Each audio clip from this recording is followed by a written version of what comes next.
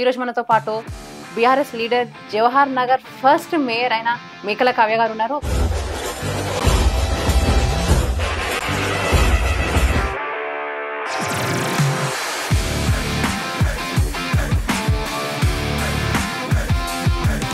అయితే కాంగ్రెస్ ప్రభుత్వం వచ్చి ఇప్పటికి ఏడాదిన్నర పాలన జరిగింది. అసలు మీకు ఎలా అనిపిస్తుంది అక్క? ఇప్పుడు పాలన అనే విషయం అయితే కనిపించట్లేదు. ఎక్కడ చూడు దోచుకోవడం, దాచుకోవడం. అయితే కాంగ్రెస్ అధికారంలోకి వచ్చాక జవహర్ నగర్లో పాలన ఎలా ఉంది అక్క? అసలు ఇది జవహర్ నగర్, అమ్మ ఇంత డెవలప్ అయ్యిందా జవహర్ నగర్ అనుకునే వాళ్ళు. ఇప్పుడు ఆటోమేటిక్గా కాంగ్రెస్ కదా, వాళ్ళు ఏం చెయ్యర్లే, ఇంకా మనం అడిగి కూడా వేస్టే అనే టైప్లో అయిపోయింది పబ్లిక్కి కూడా. బీఆర్ఎస్ ను ప్రజలు ఎందుకు వద్దనుకున్నారు? సార్ అడ్డగోలుగా 420 హామీలు ఇచ్చారు. సో ఆ 420 హామీలు ఇచ్చారు కాబట్టి ప్రజలు కూడా ఏమనుకున్నారంటే, అరే 10 years బీఆర్ఎస్ ని చూసినాము, ఇప్పుడు కాంగ్రెస్ ని చూద్దాం అనే ఆలోచనతోటి కాంగ్రెస్ కోటేసారు తప్ప బీఆర్ఎస్ ఎప్పుడు కూడా వాళ్ళు వద్దనుకోరు, పబ్లిక్ ఎప్పుడు వద్దనుకోరు. ఇప్పుడు ఏమనిపిస్తుంది అంటే తప్పు చేశాము. కేటీఆర్ గారు అంటే ఎందుకు ఇష్టం అంటే ఆంధ్ర తెలంగాణ మీరు కూడా చూసుకున్నట్టు మేమ్స్ వచ్చేవి, మాకు ఇది ఉంది భయ్, మీకేముంది, మాకు ఇది ఉంది భయ్, మాకు ఒక్క ఐటీ మినిస్టర్ ఉండగానే ఆంధ్ర వాళ్ళు కూడా సపోర్ట్ చేయకుండా వెళ్ళిపోయేవాళ్ళు. మల్లారెడ్డి గారి వ్యక్తిత్వం గురించి ఒక్కసారి ఇక్కడ ఏదనిపిస్తే అది బయటకు వచ్చేస్తుంది. మీరు మేయర్గా జవహర్ నగర్కి ఏం చేశారంటే ఏం చెప్తారు? ఇంటికి తాగడానికి నీళ్లు కూడా లేని పరిస్థితి జవహర్ నగర్. అలాంటి జవహర్ నగర్ని ఇవాళ మీకు రాజకీయాలు రావాలని ఎప్పుడు అనిపించింది అక్క? మంచి క్వశ్చన్ అడిగినాం. రాజకీయంలోకి రావాలి అని ఎందుకు అనిపించింది అంటే, ఈ రాజకీయ రోల్ మోడల్ ఎవరు అంటే ఏం చెప్తారు అక్క? మొన్న ఫారెన్ పోతే అసలు అయిన స్పీచెస్కి నాకు తెలిసి ఉన్న కాంగ్రెస్ వాళ్ళు, బీజేపీ వాళ్ళు కూడా కూర్చొని చైర్ల మీద కూర్చొని అయిన స్పీచ్ ఉంటారు. కాంగ్రెస్ ప్రభుత్వం వచ్చాక మళ్ళీ వచ్చే 5 ఏళ్ళు 10 ఏళ్ళు మేమే ఉంటాం అని రేవంత్ రెడ్డి గారు అంటున్నారు. మరి అది ఎంతవరకు పాసిబుల్ అవుతుందంటారు? అసలు ఆయన చెప్పేదానికి అర్థం ఉంటుందో ఉండదో ఆయనకే తెలియాలి. అసలు ఆయన ఒక సీఎం అనేది మాత్రం అందరు మర్చిపోయారు. మిమ్మల్ని కాంగ్రెస్కి రమ్మని ప్రెషర్ చేస్తున్నారని కూడా విన్నాం. మరి మీరు వెళ్తారా కాంగ్రెస్కి? ఇవాళ వాళ్ళు భయపెట్టేసారు కదా అని మేము పార్టీలు మారిపోయి పార్టీలలో వేరే పార్టీలలో వెళ్తే రేపు పబ్లిక్ ఏ ముఖం చూస్తారు మనని? కాంగ్రెస్ ఇచ్చిన హామీలు నిలుపుకుంటుందా?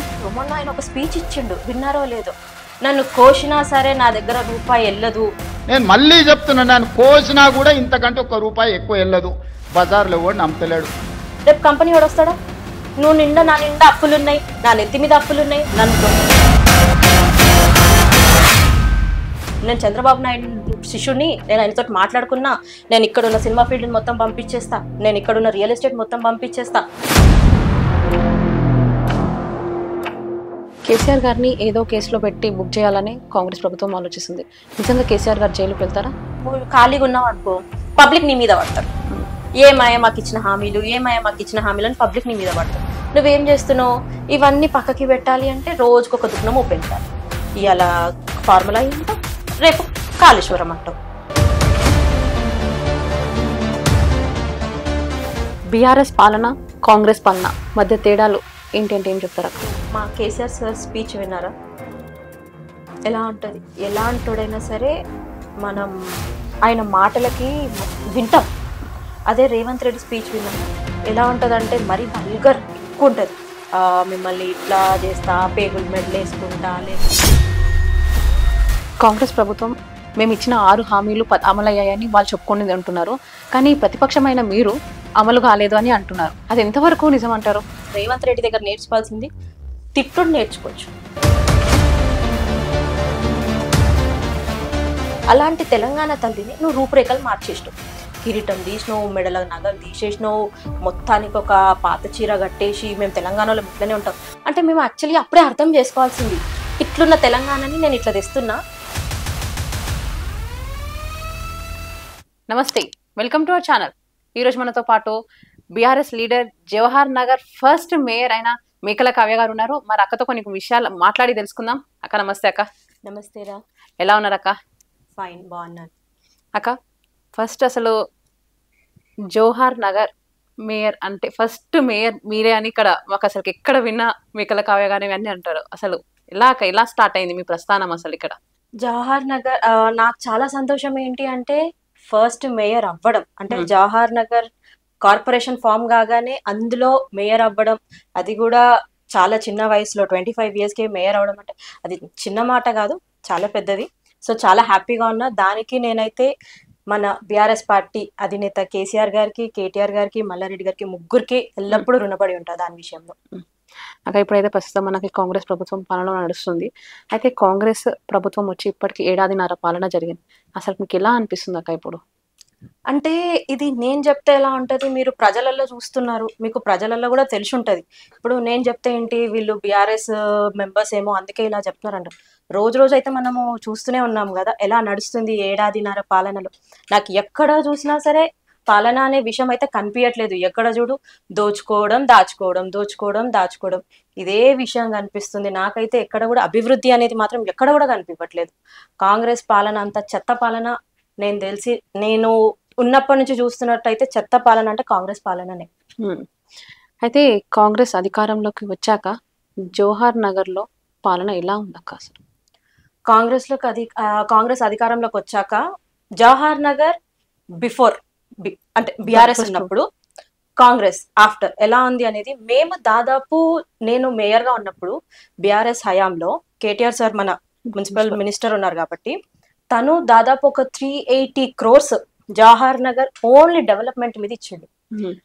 మేము అయిపోయాక ఆల్మోస్ట్ వాళ్ళు 1 year ఏమో ఉన్నారు, ఇప్పుడు 1.5 year కూడా చూసుకున్నట్లయితే ఒక 5 లక్షల పని.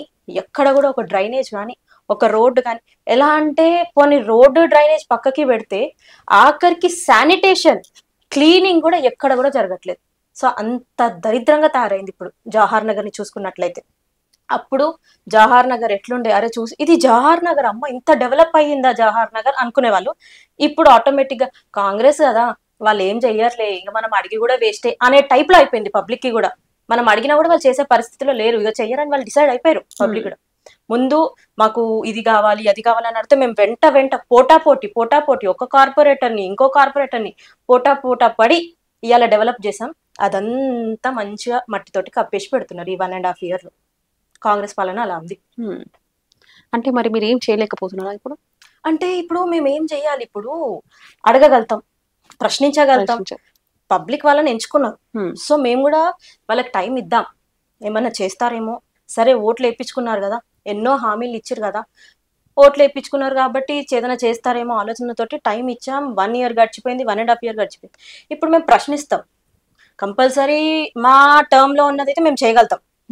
సీఎం ఆయననే ఉన్నాడు, మంత్రులు వాళ్ళే ఉన్నారు, మొత్తం క్యాడర్ అంతా వాళ్ళే ఉంది, ఆఖరికి ఆఫీసర్లు కూడా మొత్తం వాళ్ళ మాట ఏంటారు. మీరు చూసుకున్నట్లయితే ప్రతి డిపార్ట్మెంట్ గవర్నమెంట్ మొత్తం వాళ్ళ చేతుల్లోనే ఉంది. సో ఇప్పుడు మేము ప్రశ్నించడం తప్ప మేము చేయలేని పరిస్థితి. మళ్ళీ మా టర్మ్ వచ్చినప్పుడు మాత్రం కంపల్సరీ ప్రతిది వాళ్ళు ఏమేమి పెండింగ్ పెట్టారో అన్నీ మేము క్లియర్ చేసుకుంటూ వస్తాం ప్రతి విషయంలో. అయితే బీఆర్ఎస్ ను ప్రజలు ఎందుకు వద్దనుకున్నారు అసలు? బీఆర్ఎస్ ని ప్రజలు వద్దు అని అనుకోలేదు. అది చాలా మంది ఏమనుకుంటారు, బీఆర్ఎస్ ని ఓడగొట్టిరు అని అనుకుంటున్నారు. ప్రజలు ఎప్పుడు కూడా బీఆర్ఎస్ ని వద్దు అనుకోలేదు. అక్కడ ఏమైపోయిందంటే కాంగ్రెస్ వాళ్ళు ఇచ్చిన దాదాపు 420 హామీలు, ఒక్కటి కాదు రెండు కాదు, ప్రతి ఒక్కరికి ఏముందంటే అరే 10 years వీళ్ళని చూసాం కదా, వాళ్ళు ఇంకా హామీలు ఎక్కువ ఇచ్చారు. ఇప్పుడు మహిళలకు మీరు చూసుకున్నట్లయితే 2500 ఫ్రీ బస్ అని, కరెంట్ ఫ్రీ అని, కళ్యాణ లక్ష్మితో పాటు తులం బంగారం అని, ఎన్నో రుణమాఫీ చేస్తానని అడ్డగోలుగా 420 హామీలు ఇచ్చారు. సో ఆ 420 హామీలు ఇచ్చారు కాబట్టి ప్రజలు కూడా ఏమనుకున్నారంటే అరే 10 years బీఆర్ఎస్ ని చూసినాము, ఇప్పుడు కాంగ్రెస్ ని చూద్దాం అనే ఆలోచనతోటి కాంగ్రెస్ కోటేసారు తప్ప బీఆర్ఎస్ ఎప్పుడు కూడా వాళ్ళు వద్దనుకోరు, పబ్లిక్ ఎప్పుడు వద్దనుకోరు. ఇప్పుడు ఏమనిపిస్తుంది అంటే తప్పు చేశాము, మంచి చూసుకున్నోడే మనం ఉంచుకునేది ఉండే, అతి ఆశకి పోయినాము అనే ఆలోచనతోటి ఇప్పుడు ప్రజలందరూ కూడా తిరగబడుతున్నారు. కాంగ్రెస్ వాళ్ళు ఎక్కడ వచ్చినా కూడా అందరు తిరగబడుతున్నారు. ఇంకొన్ని రోజులైతే కొట్టినా ఆశ్చర్యం లేదు, అలా పోతుంది కాంగ్రెస్. మీరు చూసుకున్నట్లయితే పబ్లిక్లలో ఎవ్వరు మైక్ పెట్టినా, ఏ ఛానల్ వెళ్ళి సరే మైక్ పెట్టేసినా సరే ఫస్ట్ తిట్టుడు పురాణంతో స్టార్ట్ చేస్తారు. ఎందుకంటే ప్రజలు నమ్మిరు వాళ్ళని. ఒకటి కాదు రెండు కాదు, 420 ప్రామిసెస్ అంటే అది చిన్న ముచ్చట కాదు కదా. సో అట్లా బీఆర్ఎస్ ని వద్దనుకోలేదు, కాంగ్రెస్ ఇచ్చిన హామీలకి మోసపోయారు. కేటీఆర్ గారు అంటే ఎందుకు ఇష్టం అంటే ఏం చెప్తారు? ఎందుకు ఇష్టం అంటే నేను ఇప్పటి వరకు మొత్తం ప్రతి ఒక్క లీడర్స్ ని చూసినాం. ఎవరిని చూసినా ఆయన సాఫ్ట్కి సాఫ్ట్, హార్డ్కి హార్డ్. అంటే ఎట్లా అంటే మాస్లో పోతే మాస్ లీడర్, సాఫ్ట్ సైడ్ పోతే సాఫ్ట్ లీడర్. ప్లస్ అన్నిటికంటే తనకి టాలెంట్ ఎక్కువ ఉంది కేటీఆర్ అన్నకి. ఎలా అంటే నువ్వు ఐటీ సైడ్ పోయినా, మన రైతుల సైడ్ పోయినా, ఎటు సైడ్ పోయినా అందరినీ ఆయన తెలివితోటి ఎలాంటి మనిషినైనా సరే ఒక మంచి నడకలో నడిపిస్తారు. ఆయన టాలెంట్కి, ఆయనకున్న ప్రతి దానికి హ్యాట్స్ ఆఫ్ చెప్పాలి కేటీఆర్ సార్కి. ఆయనని ఎంతో మంది యువత అయితే ఇన్స్పిరేషన్ తీసుకుంటారు. ఇప్పుడు మాకైతే అబ్బా మళ్ళీ ఎప్పుడు వస్తాడు, ఎప్పుడు వస్తే మాకు ఎప్పుడు మంచి ఛాన్సెస్ వస్తాయి. మేమే కాదు ప్రతి ఒక్కరు. ఒకప్పుడు ఆంధ్ర తెలంగాణ మీరు కూడా చూసుకున్నట్లు మేమ్స్ వచ్చేవి, మాకు ఇది ఉంది భయ్, మీకేముంది, మాకు ఇది ఉంది భయ్. మాకు ఒక్క ఐటీ మినిస్టర్ ఉన్నాడు, ఆంధ్ర వాళ్ళు కూడా సపోర్ట్ చేయకుండా వెళ్ళిపోయేవాళ్ళు. వాళ్ళు ఎన్ని చెప్పినా మాకు ఇట్లుంది, మాకు ఇది ఉంది, మాకు అది ఉంది అని. మాకు కేటీఆర్ అని ఉన్నాడు అనగానే ఆంధ్ర కూడా సైలెంట్ అయిపోయి వెళ్ళిపోయింది. సో ఆయన టాలెంట్ అంత గ్రేట్ అని చెప్పాలి కేటీఆర్ అనేది. మల్లారెడ్డి గారి స్ట్రాంగ్ లీడర్ మీ వెనుక ఉండగా మీకు కొన్ని అవిశ్వాసం ఎదుర్కోవాల్సి వచ్చింది, ఎందుకు ఉండొచ్చు? ఇప్పుడు 4 years మేము చేసాం, గవర్నమెంట్ పడిపోయింది, అది మీకు కూడా తెలుసు. కాంగ్రెస్ వచ్చింది కాబట్టి కాంగ్రెస్ వాళ్ళు ఏమనుకుంటారు, మేము వచ్చిన టర్మ్లో మా లీడర్ ఉండాలి, మా కాంగ్రెస్కి సంబంధించిన లీడర్ ఉండాలి అనుకుంటారు. సో అట్లా ఉన్న కార్పొరేటర్స్ని కాంగ్రెస్లోకి లాక్కోవడం, తర్వాత ఒక కాంగ్రెస్ మేయర్ని చేయడం, బీఆర్ఎస్ వాళ్ళకి దింపేసేయాలి. వస్తాయి ప్రెషర్స్ వచ్చినాయి. ఈవెన్ ఆ సిచ్యువేషన్లో మల్లారెడ్డి సార్ కూడా ఏం చెయ్యలేడు. ఇప్పుడు కాంగ్రెస్లోకి వస్తే అవిశ్వాసం తీసేస్తాం, లేదా కాంగ్రెస్కి సపోర్ట్ చేస్తే అవిశ్వాసం తీసేస్తాం, ఎన్నో ఉంటాయి. ఇక అవన్నీ ఎట్లా అంటే మనం ఏం చేయలేని పరిస్థితి. ఇప్పుడు ఎట్లా అని మనం ఏం కార్పొరేటర్స్ బర్లు కాదు కదా, తీసుకొచ్చి కట్టేసి నువ్వు దీనికే సపోర్ట్ చేయాలా దానికే సపోర్ట్ చేయాలని చెప్పలేం కదా.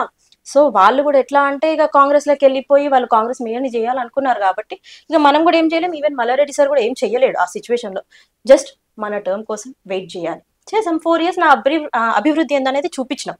జవహర్ నగర్ లో మన కేటీఆర్ సార్ సపోర్ట్ తోటి ఇన్ని కోట్లు తెచ్చి నేను అభివృద్ధి అనేది చేసి చూపించినాం. వాళ్ళకు కూడా ఒక 1 year టైం ఇచ్చినాం.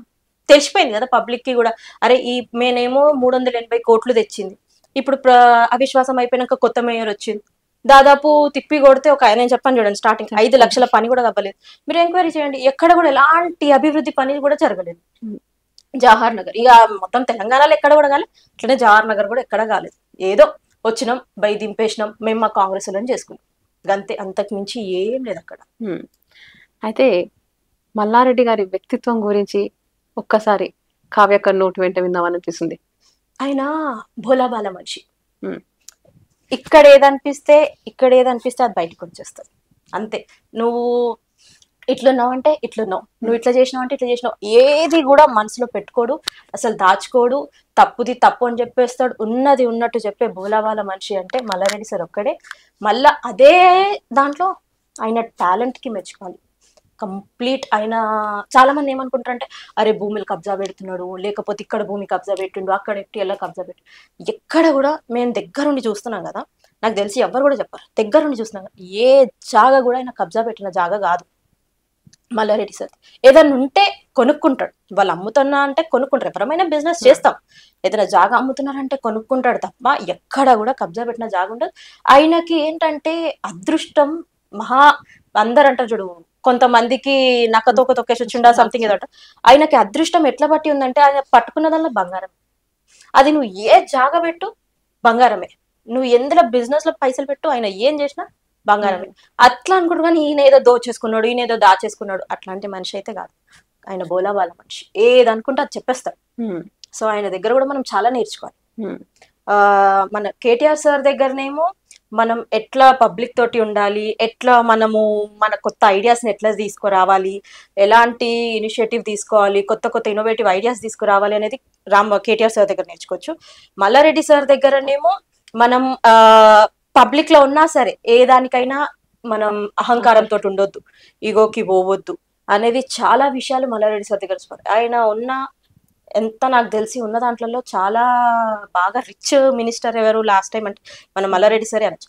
అంత రిచ్ ఉండి కూడా చాలా డౌన్ టు ఎర్త్ ఉంటాడు. ఇప్పుడు మీతో వచ్చేసిండంటే మాధవి బాగున్నవారా అని ఇట్లా మాట్లాడేస్తాడు. ఎప్పుడు వచ్చేసినావు, ఇప్పుడే వచ్చినావు, ఆ టైపు.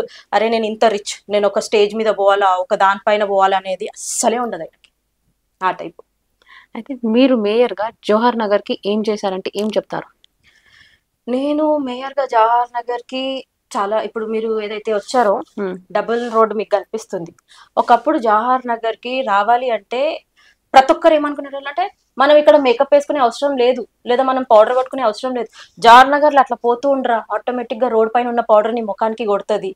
అట్లాంటి రోడ్డు సిచ్యువేషన్, ఇంటికి తాగడానికి నీళ్లు కూడా లేని పరిస్థితి జవహర్ నగర్ లో. అలాంటి జవహర్ నగర్ ని ఇవాళ ఇంటింటికి మిషన్ భగీరథ నీళ్లు. అలాంటి జవహర్ నగర్ లో ప్రతి దగ్గర సీసీ రోడ్లు. సీసీ రోడ్ అంటే ఒట్టి సీసీ రోడ్ ఏం కాదు, కంపల్సరీ కింద యూజిడి.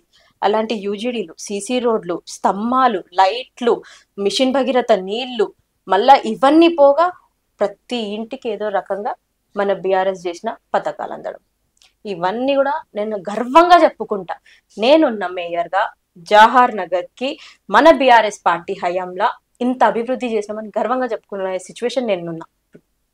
అయితే బీఆర్ఎస్ పార్టీ ఫ్యూచర్ ఎలా ఉండబోతుంది అక్క? బీఆర్ఎస్ పార్టీ ఫ్యూచర్ ఇక బీఆర్ఎస్ కి తిరుగులేదు. ఒకటైతే క్లియర్ అయిపోయింది. ఎందుకు అనేది అది కూడా చెప్తా. ఇవాళ సేమ్ నేను ఇప్పుడు ఏదైతే 4 years మేయర్ చేసినాక 1 year కాంగ్రెస్ వాళ్ళది జవహర్ నగర్ ప్రజలకు అర్థమైపోయింది. అరే ఆమె కావ్య ఉన్నప్పుడు బీఆర్ఎస్ టైం ఉన్నప్పుడు మస్తు డెవలప్ చేసింది, 1 year లో కొత్త మేయర్ వచ్చి ఏం కూడా డెవలప్ చేయలేదు. అది జవహర్ నగర్ వరకు, సర్కిల్ వరకు. అలాంటిదే సేమ్ తెలంగాణది కూడా అయిపోయింది. మాది బీఆర్ఎస్ గవర్నమెంట్ 10 years చేసిన అభివృద్ధి ఎంతుంది. ఇప్పుడు వాళ్ళు పోనీ మేము 10 years చేసినాం బై, మేము కాదనట్లేదు, కానీ నువ్వు అట్లీస్ట్ 1 year లో కొన్ని చెప్పిన చిన్న చిన్న పనులన్నా చెయ్యి. నేను నీకు 100% నువ్వు ఇచ్చేసాను మేము ఏం అడగట్లేదు, నువ్వు చెప్పిన వాటిలో కొన్ని ఇయ్యి. మళ్ళీ నువ్వు ఏం చేసినావు, ఓవర్ కాన్ఫిడెన్స్ తోటి నేను December 9వ తారీఖే వస్తా, మీరు అట్లా పోయి మీరు రుణం తెచ్చుకోండి, నేను రుణమాఫీ చేస్తా, పోయి 2 లక్షలు తెచ్చుకోండి, నేను రుణం, నువ్వు అట్లా డెడ్ లైన్ తో నువ్వు నేను December 9వ తారీఖు చేస్తా మీరు తెచ్చుకోండి అని ఎందుకు చెప్పినావు? నీకు అవసరం ఏముంది? అది తప్పు కదా. ఇవాళ నువ్వు డెడ్ లైన్ ఇవ్వక ఉండాల్సింది. నేను వస్తున్నా, నేను ఒకవేళ గెలిస్తే నేను నా 5 సంవత్సరాల టర్మ్ లో నేను మీకు ఇవి చేసి పెడతా అని అనుంటే ఒక అర్థం ఉంటుండే. మీరు ఇవాళ పోయి తెచ్చుకోండి, నేను రేపు వస్తా, రేపు క్లియర్ చేస్తా అని అనడం ఎంతవరకు కరెక్ట్? సో ఆయన ఆ మాటలు మాట్లాడిండు కాబట్టి ఈ మనం కూడా ఇట్లా పోవాల్సి వస్తుంది, తెలుస్తుంది. అయితే మీకు రాజకీయాలు రావాలని ఎప్పుడు అనిపించింది అక్క? అసలు మంచి క్వశ్చన్ అడిగినావు. రాజకీయంలోకి రావాలి అని ఎందుకు అనిపించింది అంటే, ఫస్ట్ ఆఫ్ ఆల్ నేను క్లియర్ గా చూసుకున్నట్లయితే కేటీఆర్ సర్వీస్ అంటే ఆయన ఎట్లా అంటే యువతకి చెప్పినాను కదా, యువతని చాలా ముందుకి తీసుకెళ్తాడు. సో ఆయనని చూసి కొంచెం ధైర్యం వచ్చింది, అరే మనం కూడా రావాలి అని.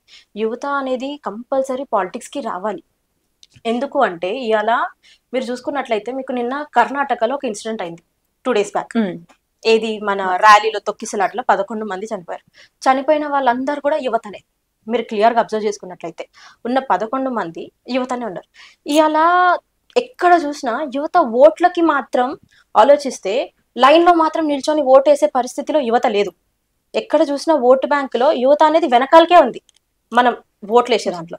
అదే నువ్వు ఇలాంటి ర్యాలీలను నువ్వు గంటల తరబడి నిల్చుంటున్నావే, దాంతో యువతకి ఏమొస్తుంది? నేను ఒక్కటి మీ మీడియా ద్వారా తెలియజేస్తున్నాను, యూత్ కి మెయిన్ మీరు ర్యాలీలలో నిల్చుంటేనో లేకపోతే సినిమాలలో నిల్చుంటేనో ప్రాణత్యాగం చేసుకుంటే అక్కడ వచ్చేది ఏం లేదు. ఈ లైన్ లో నిల్చొని ఓటేస్తే రేపు మన ఫ్యూచర్ బాగుపడుతుంది. మనం ఫ్యూచర్ లో ఎలక్ట్ చేసుకోవాలనుకునే పర్సన్ ని లైన్ లో నిల్చొని ఎలక్ట్ చేసుకోవడంలో తప్పేముంది? నేను యూత్ కి అదే చెప్తున్నాను. ఎక్కడ చూసినా యూత్ ఓటు బ్యాంక్ చాలా తగ్గిపోతుంది. ఊర్లలో ఏమైపోతుంది, ఈ రూపాయి 2 రూపాయలకి మందుకి దానికి దీనికి ఓట్లు వేసేస్తారు. కానీ యూత్ అట్లా అమ్ముడుపోయేటోళ్ళు కాదు కదా. సో మీరు యూత్ ఏం చేయాలి, కంపల్సరీ వచ్చి ఒక 1/2 hour 1 hour యూత్ వచ్చి లైన్ లో నిల్చొని మనకు కావాల్సిన లీడర్ ఎలాంటోడు, మనం రేపు ఫ్యూచర్ చూసుకునే లీడర్ ఎలాంటోడు అనేది చూసుకొని ఆలోచించి ఓటేస్తే కొంచెం ఫ్యూచర్ కి బాగుంటది. చాలా మంది అరే ఇది బాగుపడదు బై, ఇక్కడ బాగుపడదు, మేము ఫారెన్కి వెళ్ళిపోతాం. అరే నువ్వు ఇక్కడ ఉండి ఓటేసి కరెక్ట్ లీడర్ని ఎలక్ట్ చేసుకుంటేనే కదా ఫ్యూచర్ బాగుంటదా అని తెలిసేది. నువ్వు ఇక్కడ ఉండకుండా నేను ఫారెన్కి వెళ్ళిపోతా నాకు అక్కడే బాగుంటది అనడం ఎంతవరకు కరెక్ట్? నువ్వు ఇక్కడ నిల్చో, ఒక 1/2 hour నిల్చో, నీ ఫ్యూచర్ కోసం నువ్వు నిల్చోలేవా? నేను ఒక్కటే చెప్తున్నా, మీడియా ద్వారా యువతకి దండం పెట్టి చెప్తున్నా, ఎక్కడైనా సరే మీరు నిల్చొని ఓటేసేసి మన ఫ్యూచర్ ని డిసైడ్ చేసేది మీ చేతులలో ఉంది. ఇంకా ఇంతకు మించి అయితే నేను చెప్పలేను. కావ్యకకి రాజకీయాలకు బాగుందా లేదా బిజినెస్ బాగుందా? ఈ రెండిటిలో సంతృప్తి ఏది ఇస్తుందంటే ఏం చెప్తావు అక్క? ఇది ఒక సైడ్, ఇది ఒక సైడ్. ఎలా అంటే రాజకీయం ఒక కన్ను, బిజినెస్ ఒక కన్ను. ఇప్పుడు మనం కంప్లీట్ గా రాజకీయం చేయం, కంప్లీట్ గా బిజినెస్ చేయం. రాజకీయం అనేది ఆటోమేటిక్ గా మనం ఒక్కసారి ఎంట్రీ ఇచ్చామనుకోండి, అది మన మైండ్ లో పడిపోతుంది.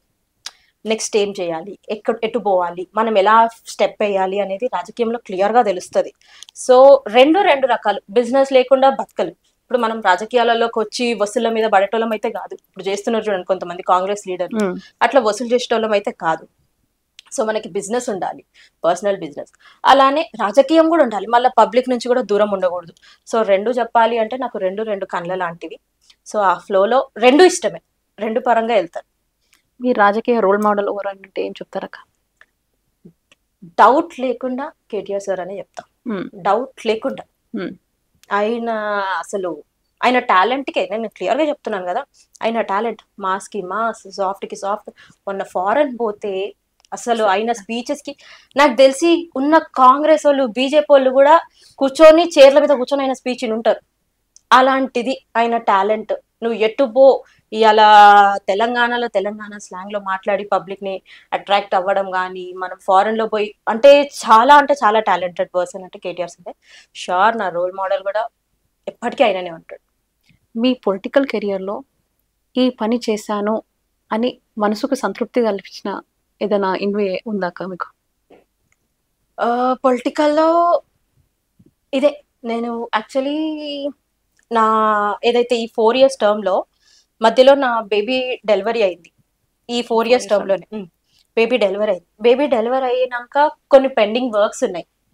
ఆ పెండింగ్ వర్క్స్ కోసం నేను ఆఫీస్కి వెళ్ళినప్పుడు అవి శాంక్షన్ అయినప్పుడు ఆ హ్యాపీనెస్ ఎలా ఉండే అంటే, ఫైన్ ఇవాళ నా పాప అక్కడ ఆకలితో ఉన్నా సరే నాకు ఈ వర్క్ శాంక్షన్ అయ్యింది, అమ్మయ్య నేను థ్యాంక్స్ చెప్పుకోవాలి దేవుడికి అనేది మాత్రం ఈ డెవలప్మెంట్ వర్క్స్ పైన మాత్రం చాలా హ్యాపీ. ఇవాళ జవహర్ నగర్ లో ప్రతి ఒక్కరు మీరు అన్నారు చూడు, ఎక్కడ చూడు మేకల కావ్య మేకలు.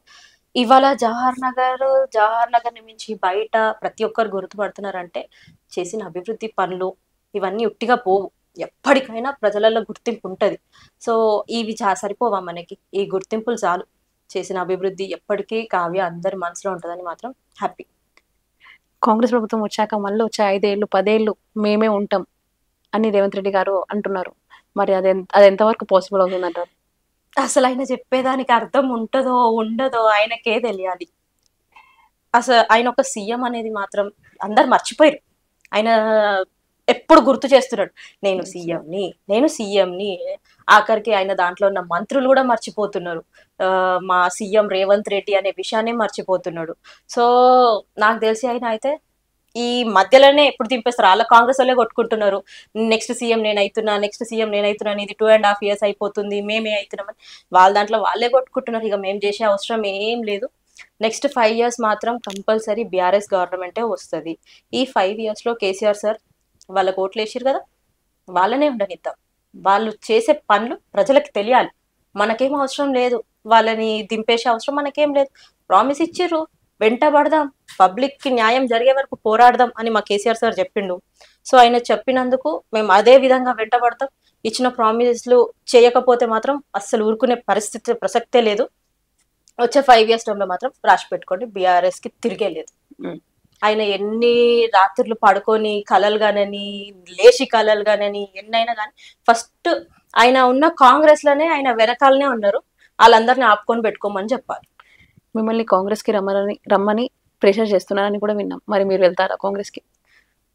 అస్సలు వెళ్ళే ప్రసక్తే లేదు, కాంగ్రెస్ కి వెళ్ళే ప్రసక్తే లేదు. ఎప్పటికీ ఎన్ని రోజులకైనా సరే బీఆర్ఎస్ గవర్నమెంట్ తోటే ఉంటాను.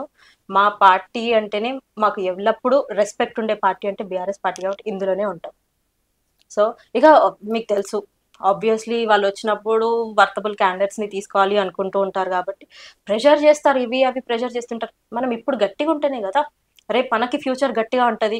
ఇవాళ వాళ్ళు భయపెట్టేసారు కదా అని మేము పార్టీలు మారిపోయి పార్టీలలో వేరే పార్టీలలో వెళ్తే రేపు పబ్లిక్ ఏ ముఖం చూస్తారు మనని?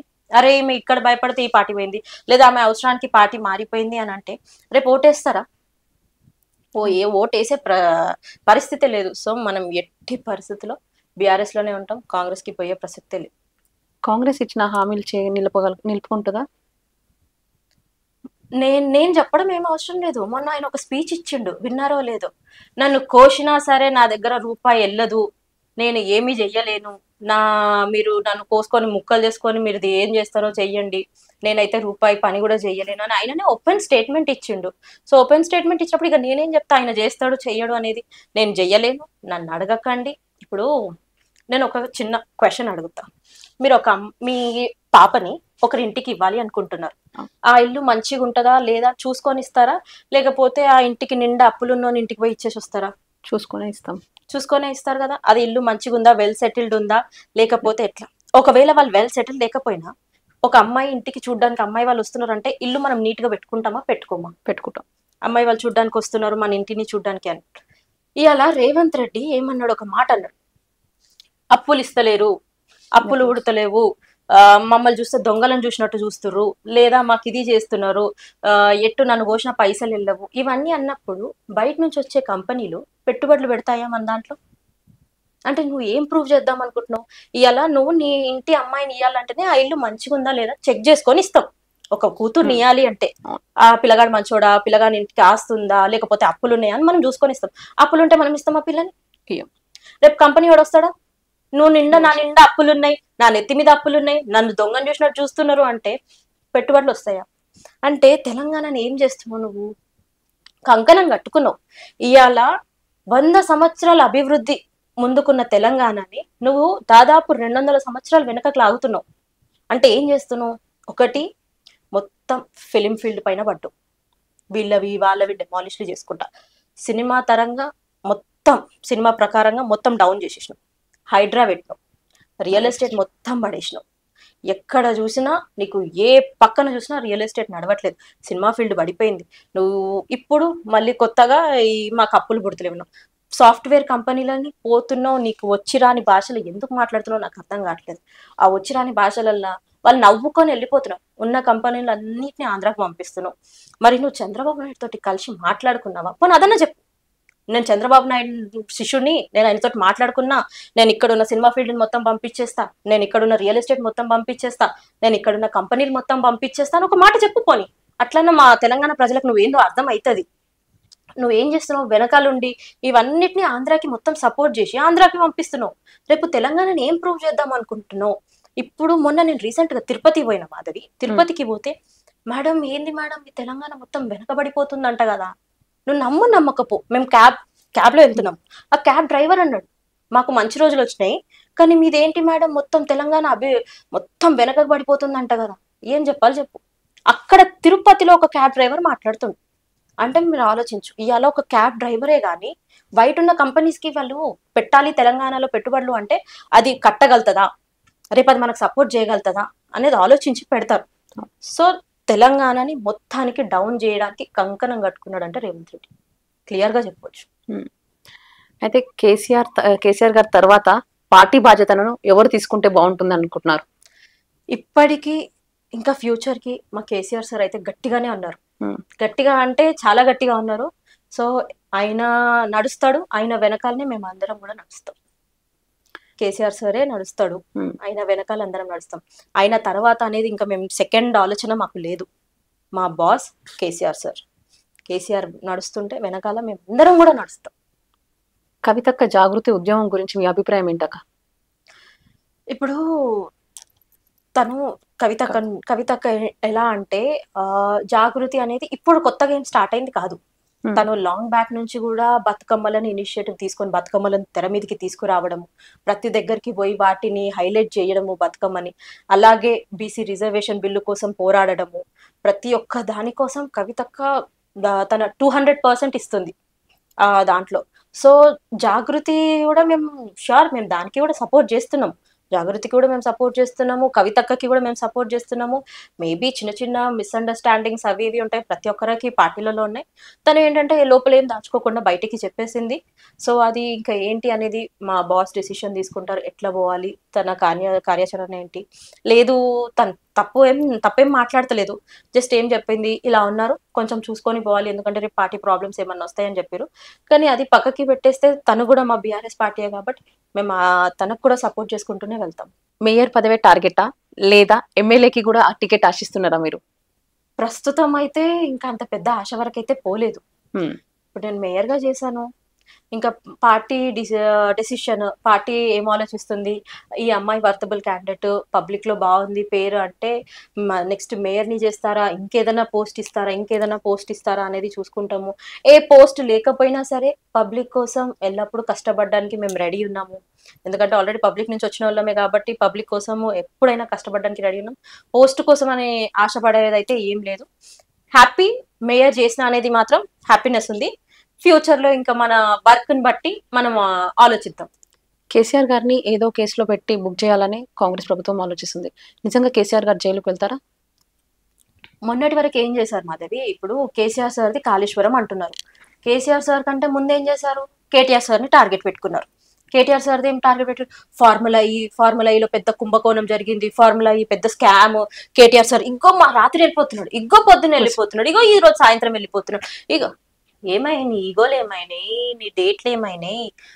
జెన్యున్ గా ఉంటే మనం క్లియర్ గా ఉంటే ఎవ్వరు కూడా ఏం చెయ్యలేదు. ఫార్ములా ఈ పెట్టిండు, ఫార్ములా ఈ తోటి ఇది చేసిండు, అది చేసిండు, కానీ ఫార్ములా ఈ తోటి ఎన్నో కంపెనీలు మనకు పెట్టుబడుల కోసం వచ్చినాయి. అది చిన్న ముచ్చట కాదు. మీరు అది ఆలోచిస్తలేరు, కానీ ఫార్ములా ఏదో పెద్ద కుంభకోణమే జరిగిపోయినట్టు చేసేస్తున్నారు. మొన్న కేటీఆర్ సార్ని అట్లా టార్గెట్ చేశారు, అది క్లియర్ అయిపోయింది. మా రామన్న మొత్తం మంచిగా బయటికి వచ్చిండు కాబట్టి అది క్లియర్ అయిపోయింది. ఇప్పుడు ఏం చేస్తున్నావు? కాళేశ్వరం నీకు ఏదో ఒకటి ఉండాలి. ఎందుకంటే ఇప్పుడు నువ్వు ఖాళీగా ఉన్నావు అనుకో, పబ్లిక్ నీ మీద పడతారు. ఏమాయ మాకు ఇచ్చిన హామీలు అని పబ్లిక్ నీ మీద పడతారు. నువ్వేం చేస్తున్నావు? ఇవన్నీ పక్కకి పెట్టాలి అంటే రోజుకొక దుకాణం ఓపెన్ చేయాలి. ఇవాళ ఫార్ములా అంటావు, రేపు కాళేశ్వరం అంటావు. కాళేశ్వరంది కూడా అమ్మ పెట్టదు అడకనివ్వదు అని సామెత ఎట్లుందో, నువ్వు నీళ్ళు ఇయ్యవు, ఇచ్చిన పైన కేసులు పెడతావు. ఇది ఎంతవరకు కరెక్ట్? కాళేశ్వరం వల్ల ఇవాళ ప్రతి ఒక్కరికి ఏం చిన్న ముచ్చటనా. ఒకప్పుడు నీళ్ల కోసము మేమే చూసినాం. మా మమ్మీ వాళ్ళు, మేము ఇక్కడ లేకుండే, ఫస్ట్ మేము ఉన్నది తుకారం గేట్లో ఉన్నాం, మారట్పల్లి. తుకారం గేట్లో ఉన్నప్పుడు ఎట్లా అంటే బిందెలు పట్టుకొని పోతుండే. ఈ టైంకి ట్యాంకర్ వస్తుందంటే ఆ టైంకే పోవాలి ట్యాంకర్ కోసం. ఆడ బిందెలు లైన్ లో పెట్టుకొని వెయిట్ చేయాలి. అరే అక్కడ పక్కకి పెడితే జవహర్ నగర్ లో 4-5 years బ్యాక్ నేను ఎలక్ట్ అయిన కొత్తలో ప్రతి జవహర్ నగర్, ప్రతి వార్డు చూద్దాం, ప్రతి డివిజన్ తిరుగుదాం అనేసరికి కార్మిక నగర్, గబిలాల్ పేట్ అటు సైడ్ పోతే అప్పటికి కూడా ఇంకా ట్యాంకర్స్ ఉన్నాయి, అట్లనే వాటర్ పడుతున్నారు. ఇవాళ ప్రతి ఇంటికి మిషన్ భగీరథ నీళ్ళు వచ్చినాయి అంటే ఎవరు పుణ్యాన? కేసీఆర్ సార్ పుణ్యాన కాదా? నువ్వు ఇయ్యవు, ఇది మళ్ళింది, ఇది కూలింది, అది కూలింది అని నీళ్ళు ఎండబెడుతున్నావు. ఇవాళ పొలాలు ఎక్కడి పొలాలు అక్కడ ఎండిపోతున్నాయి. వర్షాలు పడితే ఒక్కొక్క వర్షానికి అయితే మొలకలు వస్తున్నాయి, వాటిని పట్టించుకుంటలేవు. ఎంతసేపు నీ టార్గెట్ కేటీఆర్ సారో, కేసీఆర్ సారో, హరీష్ రావో, కవితక్కనో, ఇంకా వీళ్ళ పైన పడేడుస్తావా? నువ్వు చేసేది, నువ్వు చెప్పింది చెయ్యి చాలు. నువ్వు వీళ్ళు చూసుకుంటారు. నువ్వు చెప్పిన ప్రామిస్లు చెయ్యి. అంతకుమించి కాళేశ్వరం ఇదిగో అయింది, అది క్లియర్ గా చెప్తున్నా. కేసీఆర్ సార్ కాళేశ్వరము అదొక చాలా పెద్ద ప్రాజెక్ట్. నాకు తెలిసి వరల్డ్ లోనే చాలా పెద్ద ప్రాజెక్ట్ అంటే కాళేశ్వరం. సో దానికి ఎలాంటి వాళ్ళు ఏం నోటీస్ ఇచ్చినా సరే మా కేసీఆర్ సార్ క్లియర్ గా ఉన్నాడు. ఎలాంటి ప్రాబ్లం కూడా రాదు ఆ విషయంలో. నిధుల విషయంలో ఎలాంటి సమస్యలు ఎదుర్కొంటున్నారు అంటే ఎలాంటి నిధులు? ఇప్పుడు కాంగ్రెస్ ప్రభుత్వం, కాంగ్రెస్ అధికారంలోకి వచ్చాక మీ జవహర్ నగర్ లోకి నిధుల విషయంలో ఎలాంటి సమస్యలు ఎదుర్కొంటున్నారు? ఇప్పుడు మాకప్పట్లో మాధవి ఎలా ఉంటుండే అంటే, నేను మేయర్ గా ఉన్నప్పుడు మా కింద కమిషనర్ కి డైలీ అప్డేట్ రావాలి. ఏమైంది, మీరు ట్యాక్స్ ఎంత కలెక్ట్ చేశారు, మీ యూటిలైజేషన్ ఎట్లుంది, మీ పట్టణ ప్రగతికి ఏం చేస్తున్నారు, పల్లె ప్రగతిలోకి ఏం చేస్తున్నారు, మీ క్రీడా ప్రాంగణాలు ఏం చేస్తున్నారు.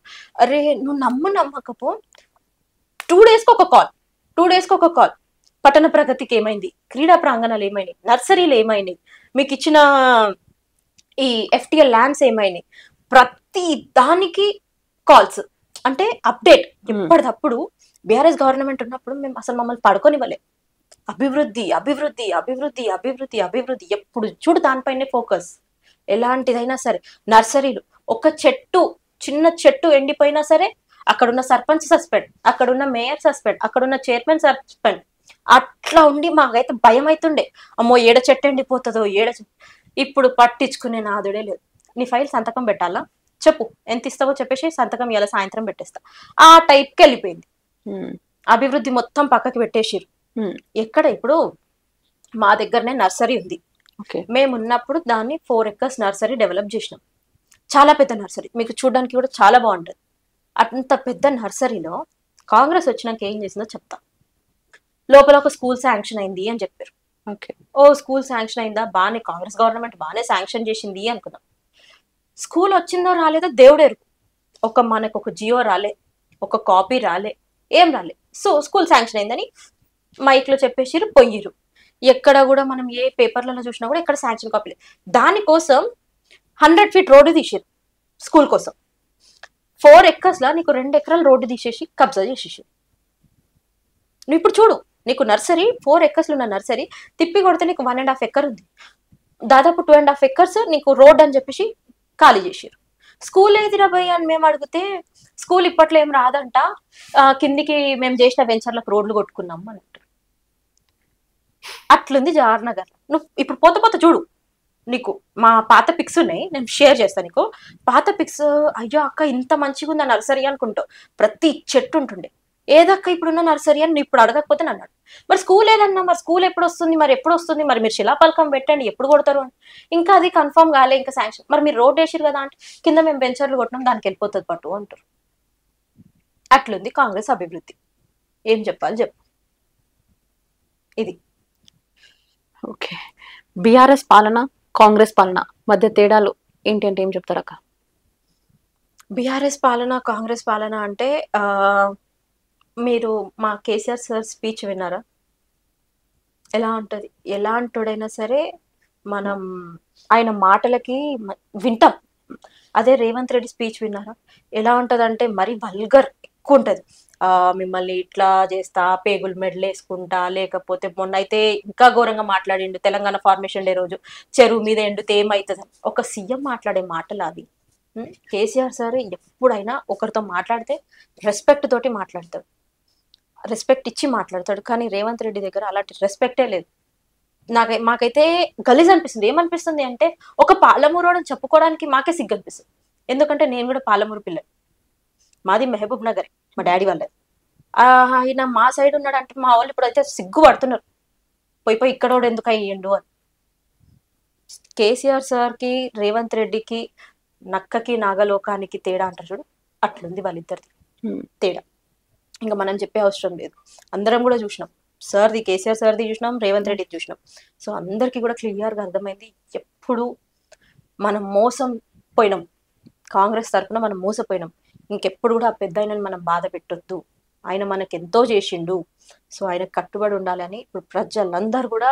ఎప్పుడు ఎలక్షన్స్ వస్తాయి బిడ్డ, ఎప్పుడు ఎలక్షన్స్ వస్తాయి? వచ్చే సంవత్సరం ఏమైనా వస్తున్నాయా? దింపుతుర్రా రేవంత్ రెడ్డి? ఏమైనా ఎలక్షన్స్ వస్తున్నాయా? ఇప్పుడు ఏం రావు, మనం వేసినాం కదా, అనుభవిస్తాం. ఇంకో 2 సంవత్సరాలు అనుభవిస్తాం, తర్వాత వస్తాడు కంపల్సరీ, బాపు వస్తాడు. మనందరం కూడా మళ్ళా మంచి టైం మనకు కూడా వస్తుంది, మనందరం కూడా మంచి రోజులు వస్తాయి కాబట్టి వెయిట్ చేద్దాం. అది అక్క, మీ భవిష్యత్ కార్యాచరణ అంటే ఏంటి అంటే ఏం చెప్తారు? పార్టీని నమ్ముకున్నాం, పార్టీ ఎలా చెప్తే అలా ఆ ఫ్లోలోనే వెళ్ళిపోవడం. బీఆర్ఎస్ పార్టీని నమ్ముకున్న వాళ్ళు ఎవ్వరు కూడా మోసపోలేదు. సో మేము ఆ పార్టీని నమ్ముకున్నాం కాబట్టి పార్టీ ఎట్లా చెప్తే అదే విధంగా పోతాం. సపరేట్ కార్యాచరణ అనేది ఏం లేదు. ఏదైనా సరే పార్టీ ఆదేశాల మేరకు మేమందరం కూడా పనిచేయడానికి రెడీగా ఉన్నామని తెలియజేయచ్చు. కాంగ్రెస్ ప్రభుత్వం మేము ఇచ్చిన 6 హామీలు అమలయ్యాయని వాళ్ళు చెప్పుకునేది అంటున్నారు, కానీ ప్రతిపక్షమైన మీరు అమలు కాలేదు అని అంటున్నారు. అది ఎంతవరకు నిజం అంటారు? కాంగ్రెస్ ప్రభుత్వం హామీలు అమలైనవి అని చెప్తున్నారు, నాకైతే ఎక్కడ కూడా అమలైన పరిస్థితి అయితే ఎక్కడ కూడా కనిపించట్లేదు. చూసుకున్నట్లయితే మీరు అబ్జర్వ్ చేయండి, 2500 మహిళలకు ఇస్తామని చెప్పిండు. ఏ మహిళ కన్నా 2500 వచ్చినాయా? పోనీ నీకు వచ్చినాయి? నాకంటే నేను బీఆర్ఎస్ అని ఇయ్యలేదండి, నీకు వచ్చినాయా చెప్పు. మరి ఏమైంది? 2500 గంగలకు. కళ్యాణ లక్ష్మి ఇస్తా, బీఆర్ఎస్ ఓన్లీ ₹1,00,000 ఇస్తుంది, నేను తులం బంగారంతో పాటిస్తా అన్నాడు. ఏమైంది తులం బంగారం? పోనీ బంగారం పక్కన పెట్టు, చెప్పిన ₹1,00,000 వాళ్ళు ఇచ్చిన, మేము ఇచ్చిన ₹1,00,000 ఇయ్యి, అది కూడా ఇచ్చే పరిస్థితిలో లేదు. ఇక చూసుకున్నట్లే ఈ మహిళలకి బస్సులు పెట్టండి, ఫ్రీ బస్సులు.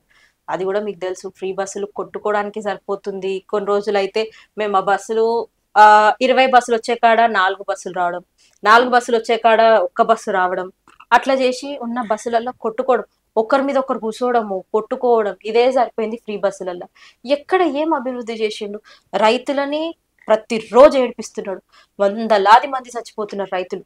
గురుకులాలల్లో పిల్లలైతే రోజుకి కుప్పలు కుప్పలు చచ్చిపోతున్నారు.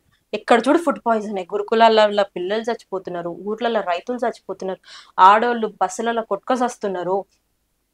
పెళ్లి చేసిన వాళ్ళకి నువ్వు రూపాయి కూడా ఇవ్వకపోతేవి, మేము ఇచ్చిన ₹1,00,000 కూడా ఇవ్వకపోతేవి, పెన్షన్లు పెంచుతా అంటివి, పెన్షన్లు ఏడన్నా పెరిగిందా?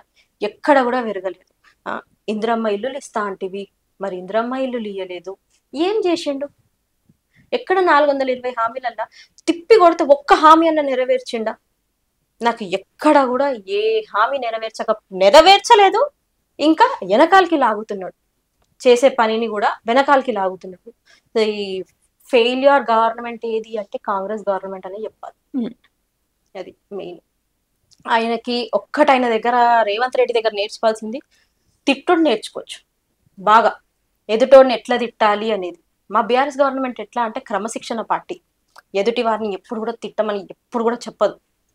గివ్ రెస్పెక్ట్, టేక్ రెస్పెక్ట్, అలాంటి పార్టీ. నువ్వు ఏం మాట్లాడినా సరే మనం సైలెంట్గా వెళ్ళిపోవాలి, మన పని ఏంటో మనం చూసుకోవాలి. రోడ్డు మీద పోతుంటే చాలా మంది అరుస్తుంటాయి, మన పని మనం. కానీ అక్కడ ఏమైపోతుందంటే ఇక నోటికి అదుపు లేకుండా పోతుంది రేవంత్ రెడ్డికి. సో ఆయన చాలా జాగ్రత్తగా ఉండడం బెటర్. ఎందుకంటే ఒక్కసారి ఇక బీఆర్ఎస్ కి ఇక మీరు మీ ఇష్టం చేసుకోండి అని మా అధినేత చెప్పిండు అనుకోండి, ఆయన పరిస్థితి ఎట్లుంటుందో ఆలోచించు. మళ్ళీ ఇంకొకటి మాధవి, మొన్న 2,500 మహిళలకు ఇయ్యలేదు. మొన్న నువ్వేం స్పీచ్ ఇచ్చినావు? కోస్తే కూడా నా దగ్గర రూపాయి వెళ్ళదు అన్నావు.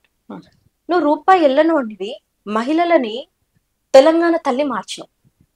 మంచిగా కిరీటం పెట్టుకొని నగలతో ఉంది, నిండుగా అమ్మవారు లెక్కుంది.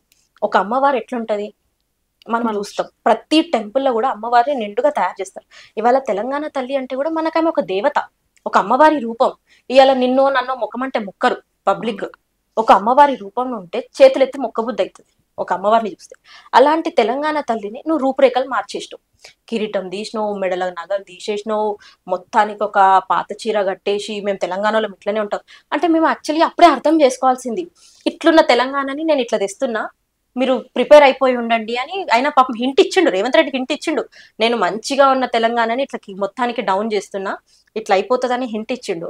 మేమే అర్థం చేసుకోలేదు. సరే తెలంగాణ తల్లిని నువ్వు మార్చేసిన కాడ మళ్ళీ ఏమైంది? మన తెలంగాణ మహిళలతోటి మొన్న మిస్ వరల్డ్ పోటీలు పెట్టిండు. మిస్ వరల్డ్ పోటీలలో 200 కోట్లు, ₹1 కాదు, 2 కోట్లు కాదు, 3 కోట్లు కాదు. నువ్వు ఫార్ములా ఈకి నీకు 49 కోట్లు అయితేనే కుంభకోణం అన్నావు. మరి నీకు మిస్ వరల్డ్ పోటీలకి నీకు 200 కోట్లు ఎట్లా పెట్టినావు? మళ్ళా పోటీలు పెట్టినావు.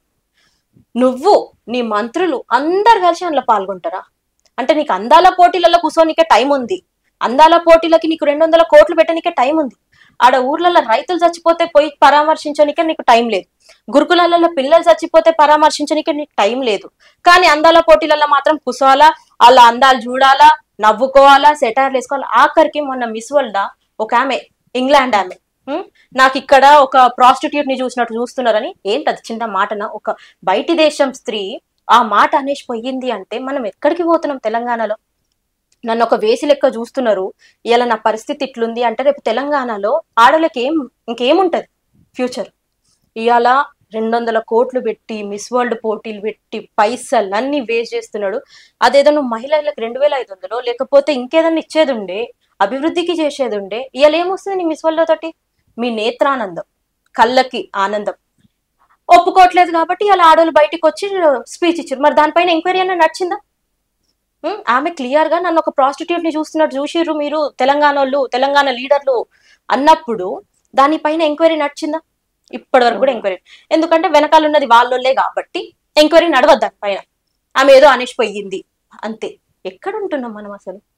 ఇప్పటికైనా చెప్తున్నా, ప్రజలలో మార్పు రావాలి. మార్పు వస్తేనే రేపు మనకి ఫ్యూచర్ బాగుంటది.